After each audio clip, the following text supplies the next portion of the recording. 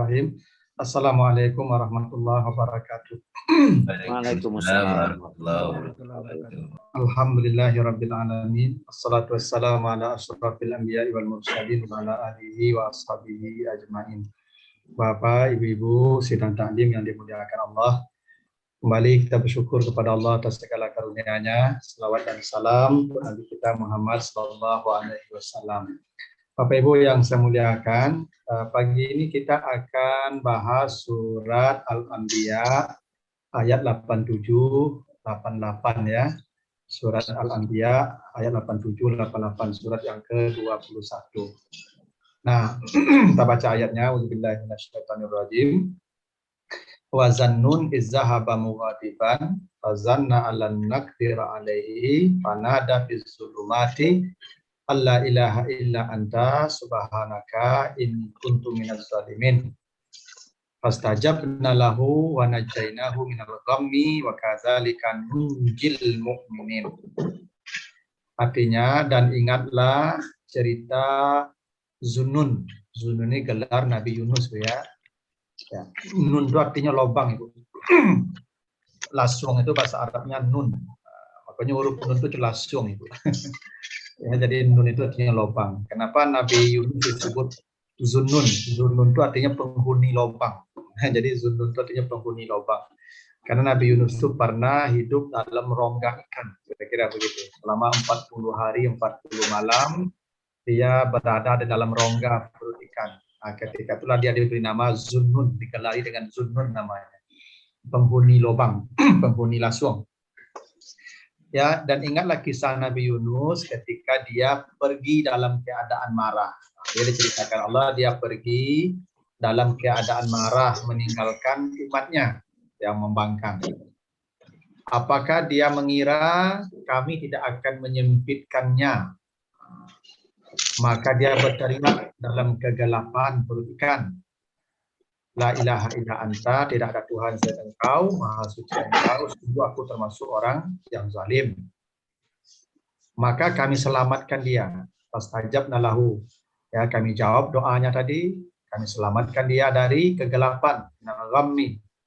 Ya, dari kegelapan, wa kadzalika, dan seperti itulah nunjil mukminin, kami bisa menyelamatkan semua orang beriman. Nah, itu arti sederhananya. Jadi ayat ini Bapak dan Ibu menceritakan tentang kisah Nabiullah Yunus alaihissalam. Jadi Nabi Yunus ini diceritakan ada di beberapa surat ya, salah satu di Al-Anbiya ini ayat 87 88. Jadi Nabi Yunus ini diutus ke suatu bangsa, suatu kaum namanya kaum Niniwa ya. Kaum Niniwa itu di dekat Irak atau Syria sekarang ya, perbatasan itu. Mereka kaum yang musyrik menyembah berhala, maka Nabi Yunus berdakwah kurang lebih 30 tahun Nabi Yunus berdakwah dan tidak ada hasil. Walhasil Nabi Yunus lari meninggalkan kaumnya dalam keadaan kesal dan marah. Maka kemudian Allah menghukum Nabi Yunus. Yang cerita Nabi Yunus ini Bapak Ibu nanti bisa Bapak Ibu lanjutkan di surat As-Saffat nih. Surat As-Saffat mulai 139 nih Pak. Sampai ya 149. Ya 148. Jadi surat As-Saffat ini mulai ayat 139 ya sampai 148. Jadi ceritanya ini diceritakan di sini ya, wa inna Yunus laminal mursalin, dan sesungguhnya Yunus termasuk ya seorang rasul minal mursalin. Ketika dia menumpang di kapal yang penuh sesak, jadi dia lari meninggalkan kaumnya tadi Pak, marah Bapak Ibu. Lalu dia menumpang kapal yang sesak, masyhur namanya kapal yang penuh. Lalu di tengah lautan terjadi hadangan gelombang, sepakatlah nakoda dengan penumpang semua ini diundi ya, akan ada sebagian penumpang atau ada penumpang yang akan dibuang ke lautan. Fasahama, maka diadakan undian. Ini ceritanya begitu. Fasahama, sahama itu undian namanya, ya diundi. Maka nama Nabi Yunus tetap yang keluar, minal mutahadin. Ya, Nabi Yunus namanya selalu keluar untuk yang dibuang ke lautan.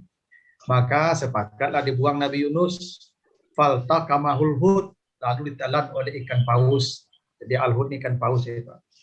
Ditelan oleh ikan paus dalam keadaan dia tercela karena dia marah dan lari. Falaula annahu kana minal musabbihin. Andailah Nabi Yunus tidak bertasbih dan selama di perut ikan tadi, kata Allah begitu.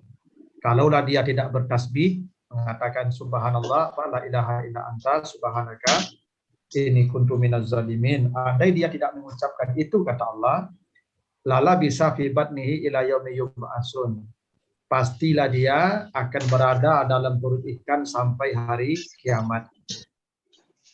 Nah, jadi kalau bukan karena tasbihnya, kata Allah, maka Nabi Yunus akan berada di perut ikan sampai hari kiamat. Ini alasannya Bapak Ibu, ada orang berpendapat ikan Nabi Yunus sampai hari ini masih hidup. Wallahu a'lam di mana sama Bapak Ibu cari pula tempatnya ya. Tapi kata sebagian ya ikan Nabi Yunus itu masih hidup. Karena kata Allah begitu. Kalau Nabi Yunus tidak bertasbih sampai hari kiamat dia akan berada di perut ikan itu. Berarti ikan itu hidup sampai hari kiamat Bapak Ibu ya.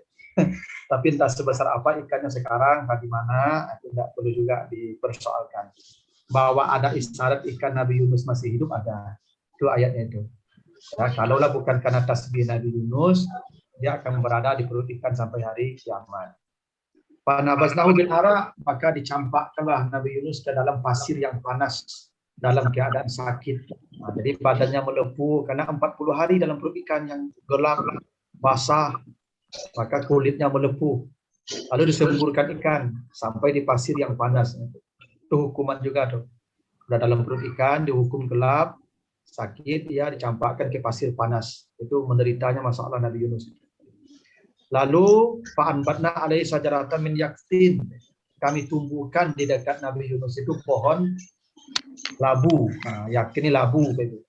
Kenapa pohon labu, Pak? Nanti ada alasannya, Pak. Kenapa yang ditumbuhkan pohon labu? Pak, tidak pohon beringin misalnya, atau pohon ya pohon apa banyak tuh pohon yang lain tuh. Tapi kenapa harus pohon labu? Ya. Nah, ini ada alasan yang hidup Pak. Kenapa yakin? Kenapa pohon labu yang ditumbuhkan dekat Nabi Yunus? Gitu. Lalu dia kembali ke kaumnya sampai 100 tahun lebih dia hidup setelah dimakan ikan tuh. Dia kembali lagi ke kaumnya. Jadi kaumnya ini Pak beriman lagi nih. Fa'amanu, kaumnya beriman. Lalu kami beri dia kesenangan sampai hari mereka dimatikan semua. Satu-satunya umat Nabi yang tidak jadi diazab itu umat Nabi Yunus, Pak. Di Nabi Yunus itu umatnya tidak jadi diazab, padahal sudah hampir diazab. Ya, kalau umat-umat lain seperti Nabi Yunus, Nabi Syuaib, Nabi Hud, Nabi Saleh, begitu nabinya lari, mereka langsung diazab. Tapi umat Nabi Yunus mereka bertobat sama-sama, Pak. Akhirnya ditunda azab mereka sampai Nabi Yunus balik lagi dan mereka beriman semua. Nah, ini ceritanya. Jadi Bapak Ibu kalau baca cerita utuh Nabi Yunus ada di sini. Ya di surah As-Saffat surat 37 ayat 139 sampai 148 ini. Oke, kita kembali ke ayat tadi Ibu ya. Ini cerita Nabi Yunus ada di situ. Lalu ini menceritakan makna pesan dari ayat ini. Kata Allah, ingatlah cerita Nabi Yunus ketika dia pergi dalam keadaan marah. Jadi Nabi Yunus itu dihukum Allah Bapak Ibu karena dia dimakan ikan, dicampakkan ke lautan, dimakan ikan 40 hari dalam perut ikan, dibuang dalam keadaan badannya melepuh, lalu jatuh di pasir yang panas. Itu menderitanya Masya Allah. Apa kesalahan Nabi Yunus? Dia marah, dia meninggalkan kaumnya. Nah, jadi meninggalkan kaum dalam keadaan marah itu kesalahan Nabi. Nabi itu tidak boleh meninggalkan umatnya. Dia tidak boleh marah ke umatnya, apalagi meninggalkan umatnya. Jadi kalau ada Nabi marah ke umatnya, apalagi kabur dari umatnya, itu dianggap dosa, kesalahan. Sebenarnya yang lari dari umat itu ada banyak. Nabi Nuh, Nabi Ibrahim juga lari. Nabi Ibrahim itu berdakwah di Babilonia, lalu dia lari ke Palestina. Tapi bukan lari sebetulnya, bukan melarikan diri, atas perintah Allah. Ya, karena memang Raja Namrud dan pasukannya tidak pernah berhenti untuk mengintimidasinya, maka Allah perintahkan dia menyingkir, maka larilah dia ke Palestina. Nabi Lut juga meninggalkan kaumnya, bangsa Sodom, tapi itu atas perintah Allah sebelum azab diturunkan kepada kaum. Nabi Musa juga pergi dari Mesir ke Palestina juga, tapi atas perintah Allah. Nabi Muhammad juga pergi dari Makkah ke Madinah hijrah. Tapi mereka pergi itu atas perintah Allah, bukan karena marah. Nah, beda dengan Nabi Yunus, Bapak Ibu. Nabi Yunus pergi karena marah. Poin pentingnya pada marahnya ini, Pak. Ini Nabi Yunus pergi meninggalkan umatnya dalam keadaan marah. Zahabah itu pergi. Dan itu dosa, Bapak Ibu ya. Jadi tidak boleh seorang pemimpin itu meninggalkan kaum, tidak boleh. Jadi Ustadz tidak boleh meninggalkan jamaah karena kesal ke jamaahnya. Kan, dan tiba-tiba besok lewat tuh, orang tuh tak ada dangam, bola itu tidak boleh tuh Pak. Kecuali Pak pengurus yang mengejek, Pak Ustadz, kami akan mengganti Ustadz, kami apa namanya itu ya refreshing dengan Ustadz lain itu boleh Pak. Tapi kalau Ustadz yang kesal dan tiba-tiba besok lewat jamaahnya mada-mada, itu dosa tuh Pak ya. Nah gitu. Termasuk ibu-ibu dosen ya kan pergi meninggalkan kelas dan kesal ke mahasiswa itu dosa tuh ibu ya. Karena sebagai ibu-ibu tuh Pak ya. Pernah dulu kami kuliah Pak, kesalnya ke anak-anak, rupanya tinggal sih kami deh Pak. Atau kawanku cik gak mada, gak tangkanya kan. Nah, kan. Akhirnya ibu tuh mengamuk ya kan, tinggal sih anak-anak tamunya masuk sampai akhir semester ya Pak. Jadi itu dosa tuh Pak ya, meninggalkan jamaah, meninggalkan umat, meninggalkan mahasiswa, meninggalkan murid-murid ya karena marah. Nah, itu dosa. Ya, itu dosa ya, untuk pernah dialami Nabi Yunus kan, dia dihukum karena marah. Jadi kuncinya pada marah, dan marah Nabi Yunus itu bukan marah tanggung-tanggung ya. Kalau marah biasa itu bahasa Arabnya ghadiban. Itu marah biasa Pak. Kalau ini pakai mim dia Pak. Mughadiban ditambah satu huruf lagi mughadiban. Ini marah yang sudah memuncak. Karena 30 tahun berdakwah tidak ada yang patuh, tidak ada yang ikut kan wajar juga kesal ya. Tapi seorang nabi tidak boleh kesal. Nah karena dia marah itulah kemudian dia dihukum oleh Allah. Kata Allah, kata, apakah dia mengira hidupnya tidak akan kami sempitkan? Nah, ini Pak. Jadi marah itu kata Allah membuat hidup orang sempit. Nah, ini Bapak Ibu perlu ingat-ingat nih Bapak Ibu ya. Kalau marah tuh Bapak Ibu sampai hidup adanya. Sampai itu maksudnya bukan hanya sampai, tapi orang kalau berang tuh Pak, pertama pembuluh darahnya menyempit Pak. Makanya ibu-ibu apa-apa kalau berang, kalau marah kan detak jantungnya kencang tuh Pak. Pompa darahnya itu cepat. Makanya orang yang pemarah tuh rata-rata tuh banyak yang stroke, banyak yang yang tensinya tinggi. Makanya Bapak Ibu orang pemarah tuh sempit jalan darahnya. Bisa jadi begitu. Karena begini Pak. Karena marah itu kata Nabi dari setan. Al-ghadabu minas syaitan. Marah itu dari setan. Ya, makanya kalau marah baca auzubillah. Ya, enggak ambil wudhu kata Nabi, karena setan itu dari api, ya, memadamkannya dengan air. Ya, fa'inan nar ya yudfi'u bil ma. Ya, makanya ibu-ibu apa-apa kalau berang kan mohon maaf hilang manusiawana. Bapak Ibu kalau marah kan suaranya keras kan. Yang suara keras itu kan tidak manusia Pak. Yang suara keras itu jin dan setan. Kalau manusia itu dia bicaranya lembut ya Pak. Tidak kasar, itu manusia, maka disebut ins. Maka khalaqtul jinna wal insa. Insa itu lembut artinya Pak. Kenapa manusia disebut insa? Karena dia lembut. Kenapa jin disebut jin? Karena dia kasar. Makanya orang marah itu kalau ngomong teriak-teriak. Makanya orang marah itu bentuk, coba tengok Pak, merah kan, telinga merah, matanya merah, ya wajahnya merah, ya gigi saya merahnya Pak. Itu menunjukkan bahwa orang kalau marah itu sedang dikuasai setan tuh. Subhan tuh Pak, subhan. Iya, kalau orang pemarah tuh gampang itu dikuasai setan. Makanya ibu-ibu kalau apa lagi berang-berang di rumah aja ibu cawe lo antuk saya lah ibu. Itu lo ndak orang ketika berang terus. Ini kehilangan manusiawinya itu. Tapi jangan ibu juyuk pol bertanya anak siapa berang-berang tuh mah setan jangan nanti gue jadinya mereka. Ya jadi yang marah itu setan ibu yang marah itu karena marah itu dari setan. Makanya orang kalau berang ibu cobalah bapak ibu. Bapak ibu misalnya ya kan kalau berang-berang profesor tuh kalau berang-berang hilang bantu profesornya Pak. Jadi lagi enggak. Ya kan, tidak bentuk profesor loh Pak, kalau bilang-bilang marah. Ya Pak. Nah, jadi orang kalau marah itu sedang dikuasai setan itu. Ya, memang begitu kata Nabi, al-ghadabu minas setan, marah itu dari setan. Itu makanya kalau kamu marah baca auzubillah kata Nabi. Ya, nanti Bapak Ibu bacalah di surat Al-A'raf 200 itu, fa imma yanza'annaka minasyaitani naz'un fasta'iz billah. Bila engkau merasakan tarikan setan, maka langsung baca auzubillah. Marah itu kata Nabi tarikan setan, naz'un minasyaitan, maka baca auzubillah. Jadi ibu kalau misalnya emosi di kelas sama anak-anak, baca auzubillah capek ibu. Auzubillah minasyaitan. Tapi jangan ibu ari auzubillah setannya kayaknya itu kan semua anak-anak itu. Ibu kalau berang ibu suami di rumah berang-berang ibu baca auzubillah.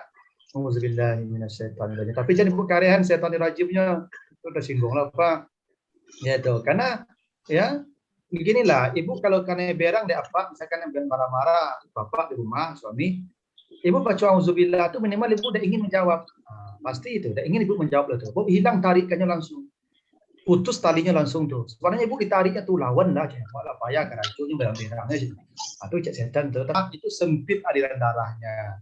Apakah kami mengira tidak akan kami sempitkan? Maka orang pemberang tuh cecali ibu. Biasanya orang pemberang tuh tensinya tinggi itu. Ya kalau tinggi tensi, pokoknya stroke itu. Sampai darahnya di hari itu. Itu makanya kadang-kadang ibu kalau emosi kan sasak ambo itu tandulah sampai itu kan berang tadi itu. Makanya ibu kalau baca alhamdulillah langsung. Itu cara membuang atau melepaskan tarikan setan itu. Tapi janji Allah begitu akan disempitkan hidupnya. Termasuk begini kan Nabi Yunus ini kan disempitkan dalam pengertian dimakan ikan dalam perut ikan. Nah kalau kita ini sempitnya macam-macam bisa akal sampai dengan Bapak Ibu. Bapak Ibu kalau suka marah-marah itu biasanya akalnya tidak berjalan. Itu udah jadi orang pemberang itu akalnya tidak panjang. Paling mereka tenjunya itu. Ya kan atau nyampean itu ya enggak tidak apa ibu orang kalau berang-berang ibu tidak berjalan akalnya lain kaki naik dapat nak kaki tenju kalau nyelacuin sadonya Pak itu kan tuh akal tidak berjalan tuh orang kalau akalnya masih berjalan tidak main tangan tuh Pak main kaki itu tentu akal masih berjalan itu makanya sampai Bapak Ibu sempit itu akalnya jadi sempit tuh kalau dia marah-marah nanti akalnya jadi sempit tuh ya ambo sampai kini peraja matematik nilai aku matematik 5 saja guru matematik ku pamberang sado dulu ya tak tahu kini singko aku takut Nadoge kami pemberang lho Pak. dulu aku dulu peraja matematik kan guru aku nyupilin pusing kami pada tapi nyupilin pusing aja singko lah takut peraja matematik dulu itu jadi mudah-mudahan ibu kan tidak pamberang kan sebab kalau pemarah itu memang sempit, aliran darah kita sempit, akal kita sempit, hidup kita sempit, gitu. Itu dampak marah tuh begitu tuh Allah sebut tadi begitu ya. Jadi janji Allah itu apakah dia mengira tidak akan kami sempitkan qadar. Nah, qadar itu sampai itu ya qadar nih. Ya, nakdiru itu sampai. Jadi kalau orang marah itu hidupnya kami sempitkan. Itu maka Nabi Yunus tuh. Saya tidak berjalan penganaannya lagi dikulung di pori ikan begitu. Itu sampai itu. Itu makanya ibu kalau kita marah nih ibu tidak tampak pengana ibu tidak pun itu tidak nampak tidak nampak lapangnya dunia aku kalau berang coba tidak bisa ibu kalau marah kita sempit dunia ini rasanya itu makanya kita berteriak-teriak tuh dek sampai ya kok lapang tidak kemari ari itu nya dek sampai itu mau kemari ari itu gitu lah tidak pun tidak lapang dunia terasuhan jadi ini dampak marah lalu fanada dia berteriak, nada aku berteriak Bapak Ibu nada. Ya, kalau berkata qala. Gini Pak Ibu, kenapa Nabi Yunus tidak disebut berkata? Faqala, tapi fanada. Dia sama-sama berkata nih Pak Ibu artinya ya. Ya, ini ya dalam keadaan marah ini apa nih? Coba lihat artinya terjemahnya. Dalam keadaan gelap maka dia menyeru ya, menyeru. Diartikan menyeru. Ya kenapa nada Bapak Ibu berteriak? Arti nada ini berteriak. Satu, orang kalau marah memang sifatnya teriak-teriak. Tuh gitu Bapak Ibu. Sifat orang marah itu teriak-teriak. Ya makanya orang marah itu dia kehilangan manusiawinya tuh. Karena bicaranya pun tidak normal, tidak standar. Makanya orang marah itu kan tidak ada puji-puji. Coba lihat orang marah. Orang marah selalu caci maki. Bahkan di Sikapul Minatang kalau asal itu kalau puncak marahnya. makanya wajar dia teriak-teriak tuh, karena orang marah tuh begitu dia teriak-teriak sifatnya. Nah, lalu begini, Ibu. Orang berteriak tuh tanda apa, Ibu? Orang berteriak tuh kan tanda berjarak ya. Kalau dekat kan tidak mungkin dia berteriak. Ya, berteriak tuh kan karena dia berjarak jauh itu. Makanya berteriak, nada. Artinya orang kalau pemarah, dia akan berjarak dengan Allah dan berjarak dengan manusia. Itu pasti itu Bapak Ibu. Orang pemarah itu selalu jauh dari Allah, jauh dari manusia. Itu maka Nabi pernah ditanya, ya Rasulullah, bagaimana jalan kita masuk surga? Kata Nabi, la taghdab wa la kal jannah. Jangan marah, kata Nabi. Lalu tanya lagi, ada tak jalan lain, kata sahabat. La taghdab, jangan marah, kata Nabi. Sahabat tanya lagi, ada tak jalan lain? La taghdab, jangan marah, wa la kal jannah. Engkau dapat surga. Gitu, Pak. Jadi orang yang pemarah itu jauh dari surga, Pak. Pasti itu, dan jauh dari Allah. Termasuk orang pemarah itu akan jauh dari manusia. Saya tidak pernah menemukan orang berkata begini, Pak. Dan suku kawan ibu itu, Pak, itu pemberang mana? Jarang ada orang ngecit gitu, Pak. Dan suku ibu itu kawannya penyerenge, karena itu tuh. Jarang kata. Jangan kan kau orang Bapak Ibu. Bapak Ibu marah ke binatang pun tidak suka dengan Bapak Ibu. Cobalah tak percaya. Kalau ada nampak Ibu bisa aja sobok jauh wow, asal nampaknya kajai batu. Besok jauh sih Ibu lari itu mah. Ya kan? Nah, apalagi manusia Bapak Ibu. Ya, itu kenapa? Tahu baunya. Iya, karena memang nyolanya tanda Ibu pemberang. Itu makanya nyolari langsung tuh. Binatang aja begitu apalagi manusia. Itu kenapa anakku lebih suka jinduk ketimbang japa. Tuh Ibu. Kalau misalnya anak ketekku ditanya waktu mau 5 tahun tuh tanya lagi itu. Ang mana yang ketujuh dia ang mati apa ang atau maang ya. Dulu bisa jawab mapak dan salah. Karena tahu induknya kok apa tidak pemarah gitu. Kalau apaknya enggak penyerenge. Itu makanya anakku pilih induknya pada apaknya. Itu manusiawi saja tuh Ibu. Karena manusia itu suka kelembutan. Kalau ada orang lembut biasanya banyak kawan. Kalau ada orang pemarah, biasanya orang nggak takut ini. Asal tipunya kan orang lah sasak doang orang ini kan. Karena sering nilai itu.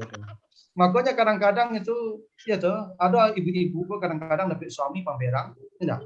Pulang suaminya tidak nyambui ibu, nyoba cuy kursi bagai gitu. Itu udah. Dia pemberang tadi itu, aduh ibu-ibu sebagai ibu pulang suaminya nyoba cuy kursi dari pintu. Kan setan pulang. Nyoba cuy kursi itu kan setan pulang. Nah, itu karena pemberang tadi itu, sehingga istri pun takut jawab, anak pun takut jawab. Itu buktinya kalau pemarah pun nada itu berteriak tadi itu, berteriak itu tadi jauh tuh. Tidak mungkin orang pemberang itu disenangi manusia, disenangi makhluk, tidak mungkin. Selalu yang disenangi yang lembut.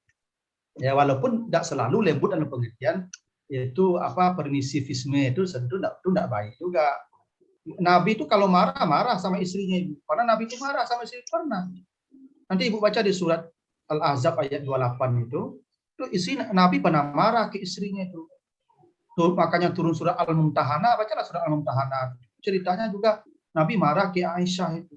Di Al-Ahzab 28 itu kan Nabi marah tuh Ibu. Karena istriku mendesak minta amin.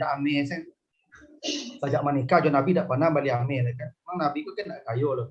Ibu kan kalau tidak pakai amin kan udah amam Pak. Kalau tidak pakai aminnya kolesterolnya naik. Asa banyak dibalik Nabi ibu kan sehat. Jadi menyehatkan ibu itu gampang Pak. Balik amin. Oh, enggak ada deh Pak, enggak. Enggak Pak Ustaz. Nah jadi ibu-ibu ini ya ada pernah protes ke Nabi itu, istri Nabi itu minta balik amin. Maka turun ayat itu Al-Ahzab 28 itu. Sinilah kata Nabi, kalau engkau minta amin, aku kasih amin, tapi nanti saya ceraikan kata Nabi. Memang pernah Nabi marah begitu Pak, karena ngotot juga minta amin. Itu bila minta amin, kau bagi amin, tapi aku ceraikan ya. Nah, kata mereka saya tidak usah lah tapi amin malah jadi istri engkau sudah pakai amin apa. Jadi Nabi itu pernah marah juga Ibu, tapi tidak caci maki. Ya bukan kata-kata yang amarah, enggak. Bahkan Nabi itu kalau dalam hadis yang saya disebutkan apa itu marah yang paling baik, kata Nabi as-sukut, diam itu marah yang paling baik. Sebab kalau Bapak Ibu marah lalu diungkapkan marah itu dilampiaskan dengan ucapan, dia tidak terkendali nanti Pak. Ucapan Bapak Ibu tidak terukur nanti lagi. Apalagi yang diberangku menjawabnya, itu bertambah naik apa yang dikotor. kan spanning gitu tuh. Jadi ya kan ibu-ibu sebagian gini Pak, ibu kalau berang Pak menjawab Pak, kalau menjawab naik itu nanti itu naik itu belum itu mah. Makanya diam yang marah yang paling baik itu diam. Nah, itulah rahasianya Bapak Ibu, misalnya kenapa Allah mengatakan nada ya, nada. Nah, kenapa tidak qala nih, tapi nada. Menunjukkan jauh. Lalu fi zulumat dalam kegelapan. Kegelapannya tidak satu, Bapak Ibu. Kalau satu kegelapannya zulmun. Kalau banyak kegelapannya zulumat. Nabi Yunus Bapak Ibu dimakan ikan, dibawa ke dasar lautan. Bara dalamnya itu, bara kalamnya itu. Di dasar lautan itulah kalam tuh, tambah dalam para ikan. Jadi kenapa disebut az-zulumat? Gelap. Orang kalau marah Bapak Ibu, bagi dia gelap semuanya. Itu makanya ada yang disebut orang gelap mata, kan? Sehingga bunuh orang, ya, tidak tampak dia kebenaran lah Bapak Ibu. Makanya orang kalau berang tuh Pak, hilang cadinya Pak, hilang santiangnya kalau pemberang. Jelas enggak Pak? Apa kalau pemberang hilang ilmunya, saya lah kamu, hilang langsung. Yang kampak sampaikan, yang Bapak Ibu sampaikan, ajarkan hilang tuh kalau marah. Karena marah tuh membuat gelap. Ya, gelap ya, hati kita gelap, pikiran kita gelap, semuanya gelap. Ya, tidak ada lagi yang terbuka ketika marah itu. Makanya ketika marah itu tidak boleh mengambil keputusan. Ya, tidak boleh mengambil keputusan ketika marah. Keputusan ketika marah itu cenderung tidak tepat, karena emosional. Makanya hakim tidak boleh menyidangkan perkara dalam keadaan marah.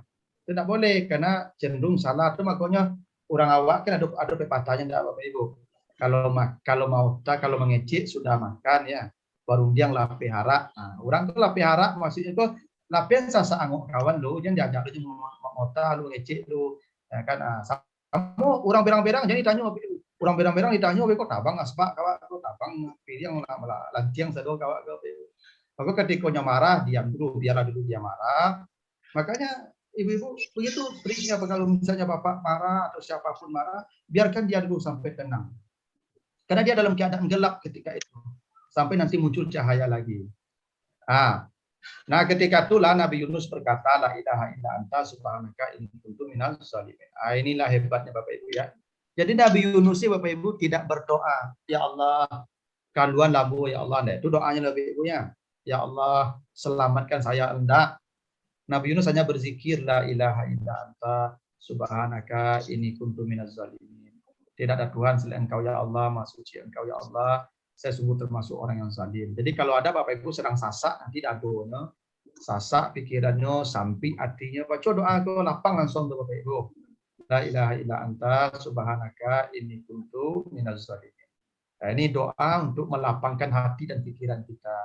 Kan kondisi kita pasti akan menghadapi seperti Nabi Yunus, kalut kita, kacau kita, mungkin masalah di kantor bagai, mungkin masalah di rumah bagai, mungkin masalah dengan atasan, masalah dengan kawan. Sasa perasaan doa Bapak Ibu. Baca doa ke la ilaha illa anta subhanaka inni kuntu minaz zalimin. Telah masuk Ibu kalau sedang berang-berang baca doa gitu. Misalnya kalau Ibu berang-berang emosi, Ibu kan baca doa ke TP. Ketika Ibu emosi Ibu sedang sampai akanya itu, sedang sampai pengananya itu, lapangnya buat itu dengan dibaca. Tapi menariknya begini Bapak Ibu. Kenapa Nabi Yunus tak minta keluar padahal dia dalam keadaan susah kan dalam perut ikan. Harus kan doanya minta keluar tuh. Ini rahasianya Ibu. Ibu kalau dalam keadaan susah, sakit misalnya, Ibu jangan minta sehat, walaupun boleh minta sehat. Misalnya Ibu kalau sedang sakit, misalkan ya Allah sembuhkan, ya Allah, enggak. Itu berdoa begitu tuh enggak bagus. Yang bagus tuh berzikir kayak ini, Ibu. Kenapa enggak bagus Ibu minta sehat? Karena Allah sengaja mendatangkan penyakit untuk Ibu dengan rahasia tersendiri. Ya. Jadi begini, Ibu kalau sakit, tujuan Allah mendatangkan penyakit itu banyak. Satu, Allah ingin menghapus dosa-dosa itu. Nah, maka karena kata Nabi, "Mamin saukatin yusakku bihil abdu ila muhyat biha khatayahu." Tidak ada satu duri pun yang menusuk badanmu kecuali sakit tusukan duri itu dihapus dosamu. Nah, jadi Bapak Ibu kalau sakit itu penghapus dosa tuh Bapak Ibu ya. Nah, harusnya Bapak Ibu alhamdulillah tuh kalau sakit tuh nusuk di diskon. Nah, saya bangga Bapak Ibu tidak pernah sakit. Dulu ya maaf Ibu ngecek kamu Ustaz. Ambulan 65 Ustaz belum pernah aku sakit dosa. Itu banyak dosa tuh. Ada diskonnya lo tuh Ibu. Yang ngacuk sakit atau banyak dapat diskon tuh, dapat diskon tuh. Itu makanya Bapak Ibu kita nih sakit kan lah tua banyak dapat ibu lah umur 62 bila banyak penyakit nah. Nah, karena nak kelamu oleh tu dikurangi dosa oleh. Itu kan aku muda-muda jarang sakit apa kerja menumpuk dosa tu baru beko lah dakik-dakik kapai baru dikurangi dosa tu dengan cara penyakit. Maka sakit itu penghapus dosa tuh. Nabi Yunus kan dia sadar bahwa dia berdosa meninggalkan kaumnya tadi kan. Dia marah meninggalkan kaumnya. Jadi dia berdosa. Makanya dia tidak minta dikeluarkan. Dia minta ya dia berzikir saja. Jadi zikir itu doa yang paling baik Bapak. Jadi Bapak Ibu nanti kalau sakit, susah, ya derita berzikir saja. Dulu Nabi Ayub juga begitu Ibu. Nabi Ayub kan ketika dia sakit parah, ya Nabi Ayub itu sakitnya lama lagi itu. 7 tahun, 8 tahun mengatakan sakitnya. Sampai tubuhnya busuk semua berulat. Tapi dia tidak pernah berdoa minta sehat. Dia hanya berdoa, ini masan itu wa anta arhamur rahimin. Nanti Ibu baca di surat ya. Itu doa Nabi Yunus, doa Nabi apa? Nih, Ibu doa Nabi sebentar. Doa Nabi Ayub ya. Doa Nabi Ayub itu di surat ini ayat 41. Ayat 4. Al-Anbiya juga Anbiya.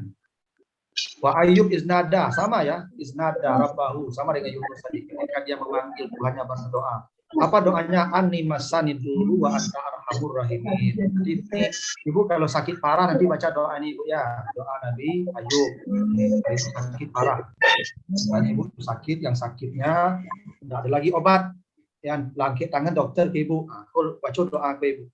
Ya anni masani dulu rabbi anni masani dulu wa anta arhamur rahimin. Carikan obat yang khusus nanti itu dari jalan Allah seperti Nabi Ayub nih, fastajabna lahu, kami jawab doanya, kami buka semua penyakitnya, kami kembalikan istri dan anak-anaknya dan kekayaannya pun dikembalikan.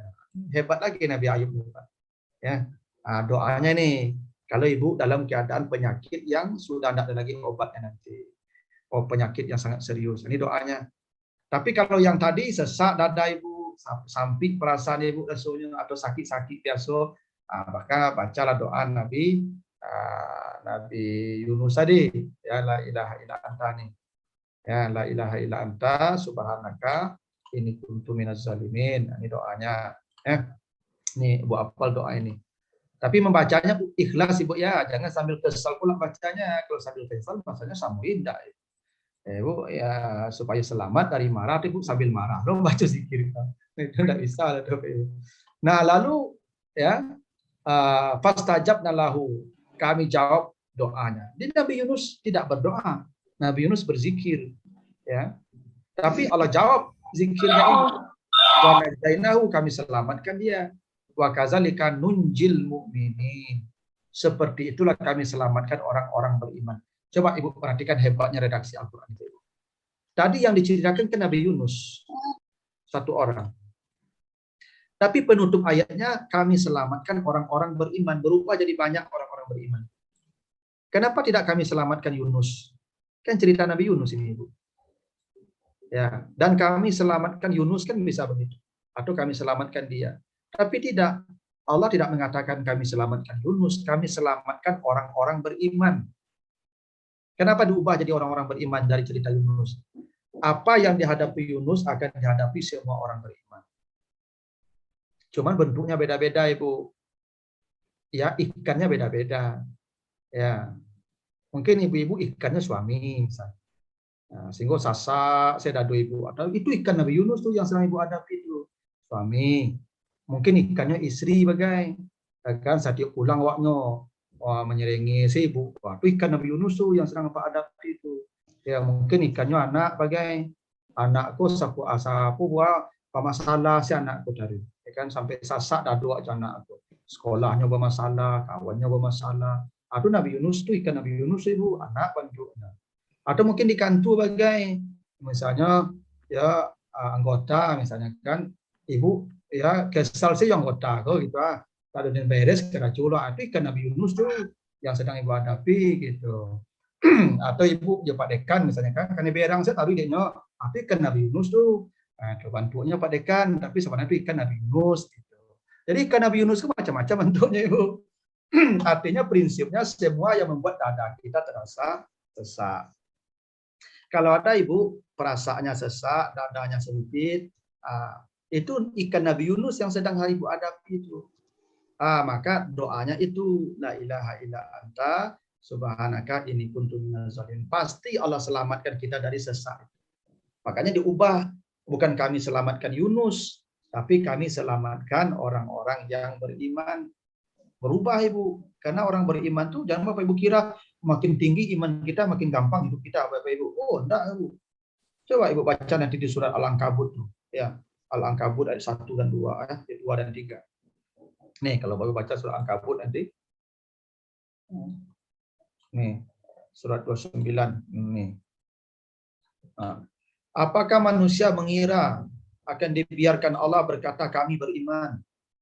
Ya, sebelum mereka mendapatkan sekian banyak ujian yang tanpa batas, yuftanun. Sebelum mereka mendapatkan banyak fitnah. Allah tidak akan membiarkan kita mengaku beriman, Bapak Ibu. Sebelum Allah mendatangkan banyak fitnah kepada kita. Ya fitnahnya macam-macam. Fitnah itu ujian artinya. Supaya apa? Supaya Allah tahu siapa yang benar-benar beriman, siapa yang bohong-bohong beriman. Supaya Allah tahu begitu, Bapak Ibu. Jadi kita ini makin tinggi kualitas iman kita, makin sesak hidup kita nih Bapak Ibu. Percayalah Bapak Ibu. Ada jamaah saya tanya, Ustaz, dulu ambo sebelum pandai sembahyang Ustaz, ya, rasaki ambo ku murah saja Ustaz. Aku nambo kerajaan kok jadi saja. Rajin ambo kapan saji sandik saya Ustaz. Ambo ancak codo dulu Ustaz. Itu lupanya Bapak Ibu. Lupa dia kalau orang makin beriman dia makin sesak hidupnya Bapak Ibu. Percayalah Bapak Ibu kamu. Cuman dia bisa selamat, bisa lapang dengan zikir tadi. Itu makanya kata Allah, ala bi zikrillahi tatmainnul qulub. Ingatlah dengan berzikir hatimu akan menjadi tenang. Ya, mana banyak zikir tadi itu. Ada baca auzubillah, ya, ada baca doa Nabi Yunus tadi gitu. Jadi misalnya kalau apa-apa ya sasak dado jok mahasiswa, baca doa aku capek la ilaha illa anta subhanaka inni kuntu minaz zalimin. Kamu begini juga Pak. Kadang kesalahan apa yang kita hadapi itu buah dari dosa kita. Itu pasti itu Pak. Misalnya apapun yang menimpa kamu, ya ma min musibatin kata Allah ya, apapun yang menimpa kamu itu semuanya karena dosa kamu sebetulnya. Jadi kalaupun sesak dada kita di mahasiswa, dosa awak sawana kita. Ya, awak berdosa tuh, itu cara Tuhan nih, cara Tuhan lewat mahasiswa itu Pak. Ya, kan nih Pak. Iza asabat musibah bima qaddamat aydihim, apabila ada hal-hal yang tidak menyenangkan hati menimpa dia, maka itu karena dosa mereka itu. Nih, ada banyak ayatnya Bapak Ibu. Misalnya nih, surat surat 42 ayat 30. Wa ma asabakum min musibatin fa bima kasabat aydikum. Tidak ada satupun bencana yang menimpamu kecuali karena dosamu. Banyak itu ayatnya. Jadi kalau Bapak Ibu misalnya mahasiswa Bapak Ibu mau kesal awak, itu dosa awak sebenarnya tuh. Cuman awak dihukum lewat mahasiswa gitu. Misalnya Ibu di kantor kesal dengan kawan-kawan, karena Ibu berdosa tuh, cuman kawan kau menghukum Ibu. Allah menyuruh kawan itu menghukum awak. Jadi sebenarnya yang paling baik itu akui minaz zalimin. Oh, mungkin ku salah hamba. Maka Nabi Yunus mengatakan, ini kuntu minaz zalimin.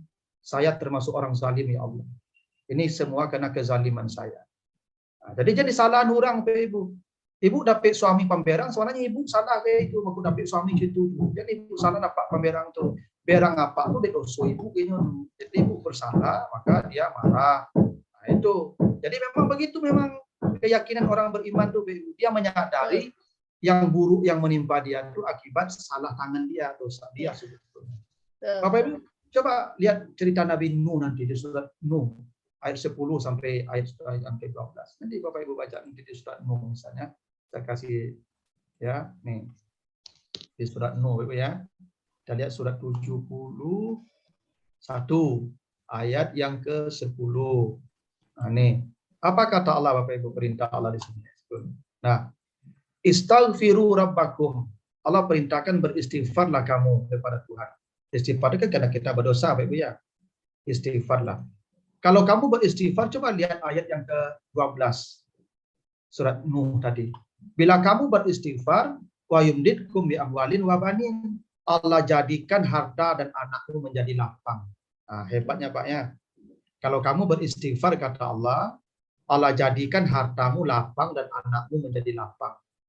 Jadi kalau ada harato menyasak Bapak Ibu, ya lah bali oto maka nak kena mulalu matu dosa banyak tu. Maka istighfar. Karena harato tak melapangkan awak le Bapak Ibu lah menyasak awak. Anak Bapak Ibu lah menyasak awak si anak tu dak bahagia jo anak tu Bapak Ibu. Ya kan sasak saya dah doa dia perangainya. Tapi ibu yang banyak istighfar, apa yang banyak istighfar tu dosa apa sebenarnya tu. Jadi salah anak tu, ya kan, awak yang banyak dosa sebenarnya tu. Dia janji Allah begitu. Kalau kamu istighfar, Allah lapangkan hartamu dan Allah lapangkan untukmu anak-anakmu. Amin. Itu kenapa Nabi Yunus tadi tidak minta keluar ibu. Dan Nabi Yunus hanya berdoa berzikir saja, la ilaha illa anta subhanaka inni kuntu minaz zalimin. Maka kata Allah, kami selamatkan orang-orang beriman semua. Karena apa yang dialami Nabi Yunus akan kita alami sepanjang hidup kita selama kita masih beriman. Maka orang beriman itu kan tidak payah mana itu. Jadi orang beriman itu kan tidak payah mana.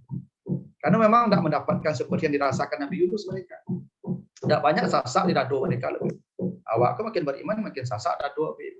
Tapi begitu cara Allah menguji kualitas iman kita. Inilah pelajaran penting Bapak Ibu ya dari kisah Nabi Yunus tadi. Jadi Ibu kalau terasa sasak dadu Ibu, berang-berang rasul Ibu apa, capeklah baca doa aku, berzikir supaya tenang gitu. Dan Ibu sadari yang membuat Ibu kesal kok dosa Ibu dulu. Kini dapat Ibu bagiannya. Nah itulah Bapak Ibu ya, kalau ada pertanyaan saya persilakan saya kembalikan ke Ibu moderator. Silakan Ibu. Terima kasih Pak Ustadz atas tausiahnya. Bapak Ibu ada yang mau ditanyakan kepada Bapak Ibu, dipersilahkan.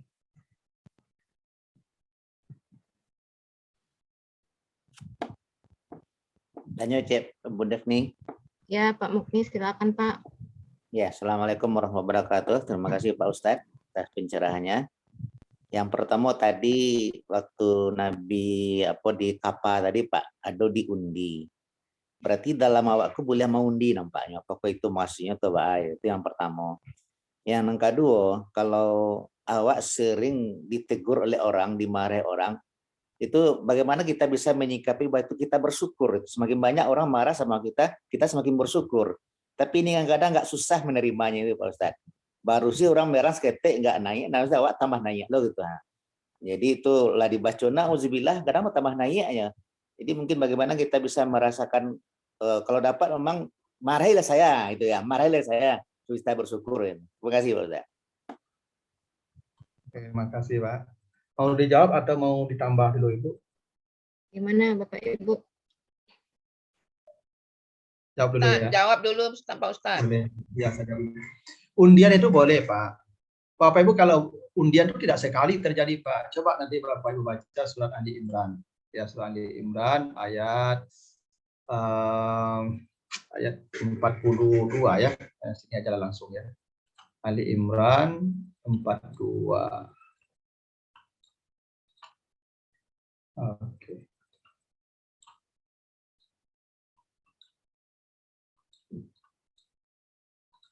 Nah, nih. Jadi ini cerita Maryam nih Bapak Ibu ya. Cerita Maryam bukan 42 ya. Ayat 44 ternyata. Ya, ini cerita Maryam Ibu. Jadi Maryam itu ketika lahir itu orang berebut karena anak yatim ini ibunya bernazar akan ditinggalkan di Baitul Maqdis. Maka orang berebut mau mengasuhnya. Banyak toko-toko Yahudi ingin mengasuhnya. Maka kemudian diundi Pak. Diundi. Ini nih, diundi nih. Semua orang yang mengambil sebatang kayu. Tongkat. Jadi masing-masing megang tongkat nih. Aklam bahasa. Aklam ku tungki pena, kalam. Nah ya, tungki. Kok pena aku baru tungki. Dulu pena aku panjang. Jadi diambil pena masing-masing ambil kayu, sepotong kayu. Lalu dilemparkan ke sungai Jordan. Termasuk Nabi Zakaria situ. Siapa yang hanyut tongkatnya ke atas, dia memelihara Maryam. Lah dia hanyuin sadonya Pak. Lah ke batang air itu sado tungkik orang ke bawah hanyutnya Pak. Nabi Zakaria ciek kati hanyutnya Pak. Melawan arus. Zakaria lah yang mengasuh Maryam. Kan itu yang paling saleh itu Pak. Baca itu ceritanya begitu. Jadi Bapak Ibu kalau ingin menguji, ambil ya oleh saleh, tidak beku ambil kayu dan juga batang air. Kalau dekat bawah nyuitnya itu ada saleh Pak boleh. Tapi kalau dekat atas nyuitnya lah saleh tuh, gitu ya.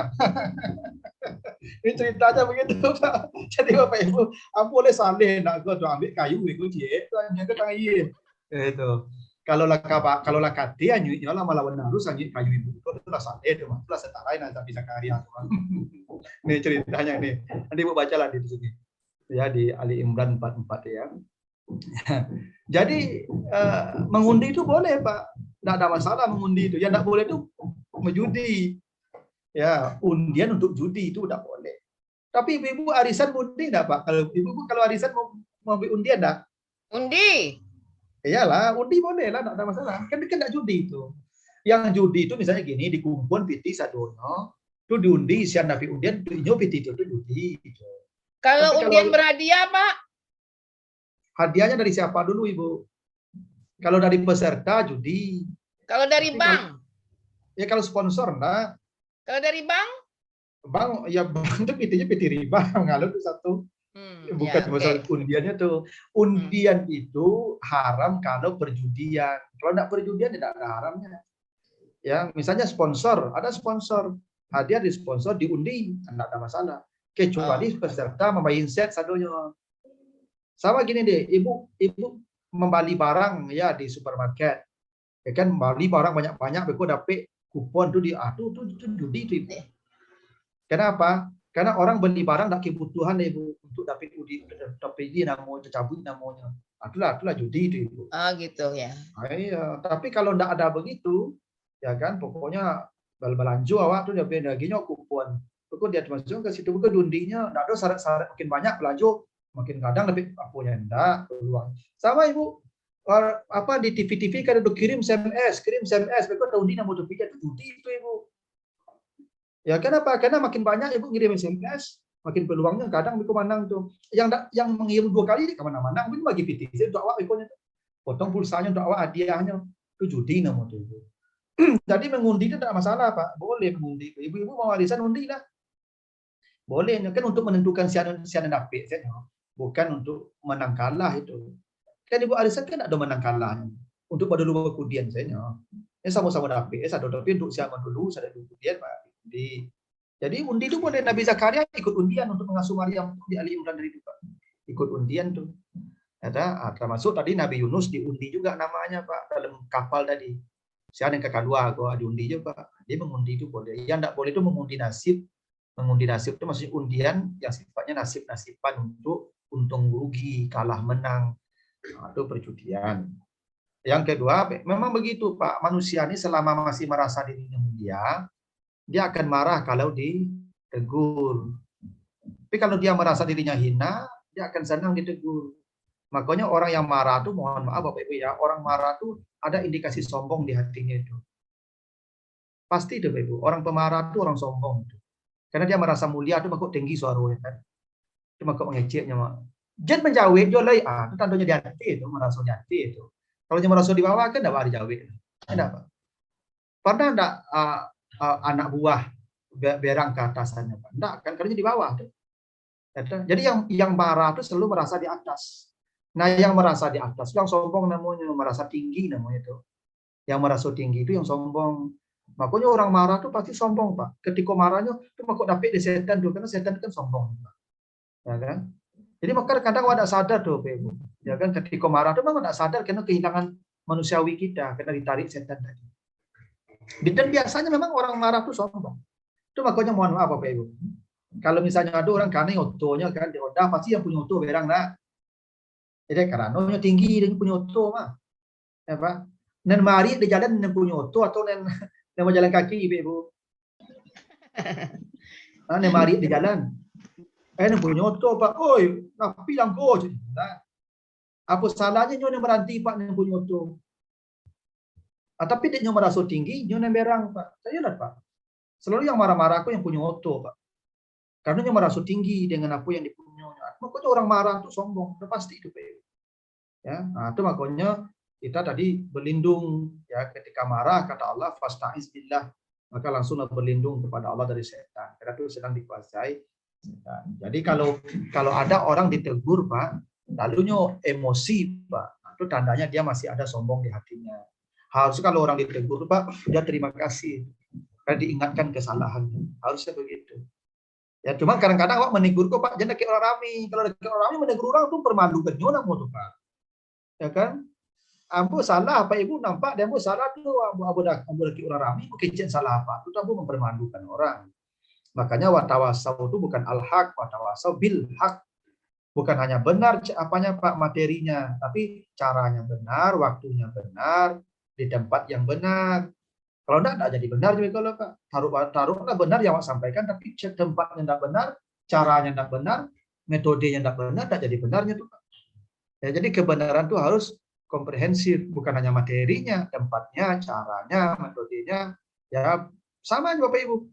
Bapak Ibu kalau misalnya diundang, Ustaz, tolong ceramah wasiat nikah, Ustaz, ambo kamu nikah anak ambo.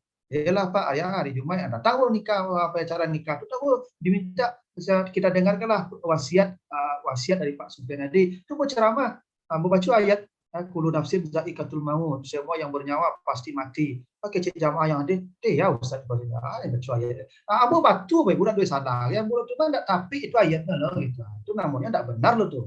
Ya walaupun benar yang baru sampaikan, tapi tidak benar caranya, metodenya, materinya, gitu, Bu. Makanya memberi teguran itu betul, Pak, tapi jangan dekat yang ramai. Kan mereka punya harga diri juga, Pak. Mahasiswa itu, Pak, mohon maaf, kadang awak menegur mahasiswa di mumpuk kawannya, Pak. Tidak boleh itu. Ya, hilang harga dirinya, apalagi di kelas itu adalah ehemnya, Pak. Kan mahasiswa awak itu macam-macam, Pak. Ini pakai ehem, bagaimana? Maksudnya sekelas ke jatuh cinta, bagaimana, Pak. Ini serang PDKT, Pak. Lawak berang-berang di kelas, Pak. Wah, hancur harga dirinya, Pak. Utuhnya langsung, Pak. Wah, minum racun juga. Sama juga kasus yang di Malang tuh. Kan kita perlu menjaga semua tuh, Pak Ibu. Ibu kalau kesal karena anak itu panggilnya ke ruangan awak. Nah, jadi kelasnya diberangi, Pak. Hilang harga diri itu. Ya, kadang-kadang ada, Pak Ibu, mohon maaf, ini terjadi. Ada dosen-dosen kok, Pak, campak makalah mahasiswa aku di kelas, Pak. Makalah gue aja. Nggak boleh begitu, Pak Ibu. Hilang harga dirinya. Ya, donnya tuh. Begituan itu sombong kok namanya itu. Betul memang tidak mungkinlah dia sehebat kita. Kita aja awak kok hebat lah gaek, kok hebat lu ketika kadang-kadangnya malah sehebat dulu, nah sehebat lu kok laki ini baru hebat malah gaek. Wah, dulu panjang lo tuh. Ya, dan duku awak kini jinyo buat kesalahan dosen begitu. Mengukur mahasiswa kemampuannya dengan kita. Nah, boleh. Ya. Makanya Bapak Ibu kadang-kadang gini lah, kan Bapak Ibu pendidik semua. Kadang mahasiswa aku ada dosen-dosen kok nyuji mahasiswa aku juga apa yang tahu kan enggak apa loh tuh. Ya, uji mahasiswa itu apa yang tahu itu uji. Tanya kenya apa yang tahu ya aku apa uji itu. Jangan yang putih kepala tanya kenya stres nanya lah, emang tahu dia tu kepala. Itu kadang-kadang awak kok salah aja Pak Ibu. Jadi ya benar tuh bisa jadi tidak benar kalau tidak pas tuh tadi Pak. Jadi ya, saya sering katakan tuh Pak ke kawan-kawan kalau mahasiswa aku bersalah wajarnya dalam proses. Tapi jangan dimarahi di depan kawan-kawannya, jangan dipermalukan dia. Betul kita kasih nasihat dia. Kadang nasihat dosen kok Pak lebih lu 2 jam Pak, 2 jam pelajaran nasihat dia nak cilik gitu. Itu udah nasihat namanya itu makanya ngatain namanya itu nasihat itu. Itu dipanggilnya ke ruangan awak, itu baru lagi nasihat baik-baik. Gitu Ibu, gitu Pak ya. Ya, makasih silakan Pak Ibu kalau masih ada. Terima kasih Pak Ustaz. Sama-sama Pak. Oke, terima kasih kepada Pak Ustadz yang tadi telah menjawab pertanyaan dari Pak Muhni. Di sini saya mengambil alih posisi Bu Devni sebagai moderator karena Bu Devni sedang ada kesibukan. Oke, selanjutnya kepada Bapak Ibu dosen yang lain, apabila ada pertanyaan kami persilahkan. Boleh Bu Burani? Ya, silakan kepada Ibu Fitriani Duwina. Terima kasih Bu Rani. Bismillahirrahmanirrahim. Assalamualaikum warahmatullahi wabarakatuh. Waalaikumsalam warahmatullahi wabarakatuh. Terima kasih atas pencerahannya Pak Ustadz. Yang saya mau tanya tidak dengan tentang marah sekarang Pak Ustadz. Karena tadi dengan penjelasan Pak Ustadz, insya Allah semoga saja kami semua bisa menerapkan nanti untuk tidak marah. Karena marah itu temannya setan, kata Pak Ustadz. Ya. Ini terkait pada ini terkait pada keseharian kita Pak Ustadz.